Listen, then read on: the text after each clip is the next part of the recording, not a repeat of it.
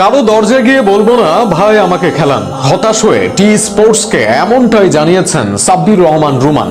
BPL এ batting এর সুযোগ পেয়েছেন একদম শেষের দিকে, শুরুর ম্যাচগুলোতে বেশিরভাগ থেকেছেন নট আউট, অথচ বিসিবির ঘোষণা করা 3 দলের একটিতেও নেই সাব্বির রহমান। আরো শুনুন প্রতিবেদনে। বিপিএল এ সাব্বির খেলতে পারেননি নিজের সেরাটা, আর তার স্বাভাবিক কারণও বলা যায় যে সঠিক জায়গায় তাকে খেলানো হয়নি। 6, 7 কিংবা 8 নম্বরেও ব্যাট করতে হয়েছে তাকে। শুরুর দিকের বেশিরভাগ ম্যাচগুলো ছিলেন অপরাজিত।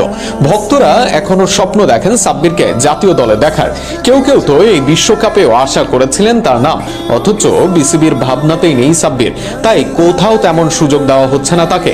এই যেমন বিসিবি আয়োজন করেছে 3 দলের নতুন এক টুর্নামেন্ট, যেখানে 3 দলের হয়ে খেলবেন 39 জন ক্রিকেটার। তবে সেই 39 জনের মধ্যেও নেই সাব্বির রহমান রুমান। টি স্পোর্টস এর ক্রীড়া সাংবাদিক রিফাত এমিলকে দেওয়া ফোন কল সাক্ষাৎকারে এ নিয়ে হতাশা প্রকাশ করেছেন সাব্বির রহমান।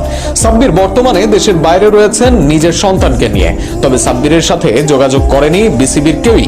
সাব্বিরের মতে তাদের প্ল্যানেই নেই তিনি, তাই তো তার সঙ্গে যোগাযোগ করা হয় না। এক পর্যায়ে হতাশ হয়ে বলেন, কারো কাছে যাব না, কারো দরজায় গিয়ে বলবো না ভাই খেলতে দেন। প্রসঙ্গত 3 দল নিয়ে মাঠে গড়াচ্ছে বিসিবির নতুন টুর্নামেন্ট। ধূমকেতু একাদশের অধিনায়ক হিসেবে থাকছেন বাংলাদেশের টি-20 দলের অধিনায়ক লিটন দাস। নাজমুল হোসেন শান্ত নেতৃত্ব দিবেন দুর্বার একাদশকে। আকবর আলী অধিনায়কত্ব করবেন দুরন্ত একাদশের।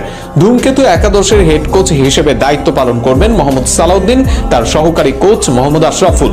দুর্বার একাদশের হেড কোচ মিজানুর রহমান বাবুল এবং সহকারী কোচ তুষার ইমরান।